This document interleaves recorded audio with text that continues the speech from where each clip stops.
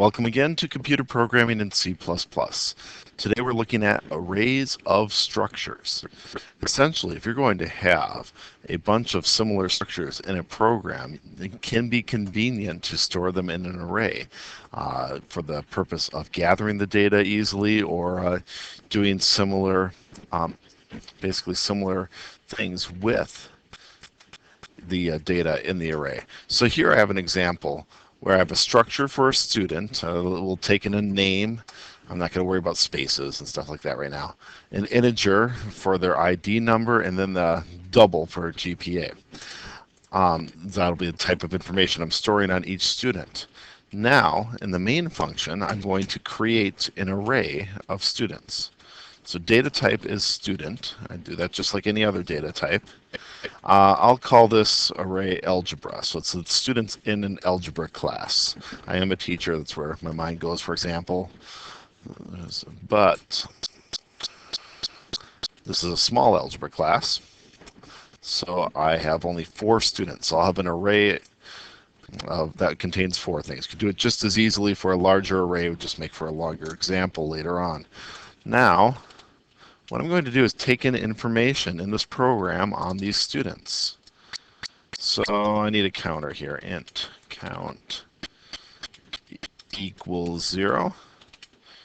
Count less than 4. So we'll cycle through my entire class here. Count plus plus. Okay, so we're set up with a for loop to take in information. Now I'm going to ask for information. I'll show how to access elements of this array of structures, which is exactly what I've created up here. So see how I got to ask for information. Enter your name. Won't worry as much about user interface details right now. Here is how you'll get that name stored in. You use the name of the array, the identifier, algebra. You put in braces where in the array you are. That'll be controlled by count, because count will count from 0, 1, 2, 3, controlling the positions in the array. And use the dot operator, also known as a period, and say which element of the array you're accessing. And now I'm going to do the same for the ID and the GPA. All right, I finished out that loop while the video was on pause. So I have my for loop is going to take in for each of these 4 students and enter the information into the array. Each student will get their own slot in the array. Just to test this, we're going to run the program, but I should print out something. I don't need to print out everything. Let's just go into the algebra array. We'll go into student number 3. It's actually the 3rd student, but remember we subtract 1 when we're working in C++. And let's print out their GPA to test what we're doing.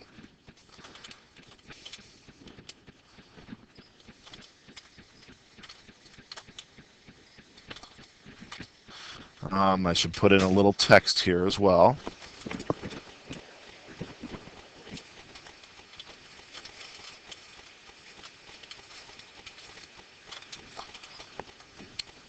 All right, now let's try running this.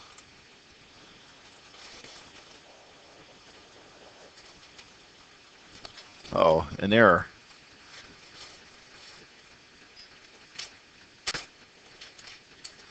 Oh, this is a linker error. I'll pause for a minute. All right, I put it in a new file just to recreate the link, and it compiled just fine.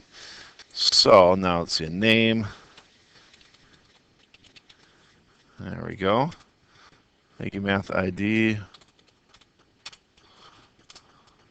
GPA. Now, here, and to make up some information here, because watch what's happening. Cycling through the loop, asking for name, ID, GPA. Every time it goes through, it's going to store in the next slot, the next structure of type student. So name, ID, GPA. Watch this 2.5. That's what should come back when we do our test at the end. Last one.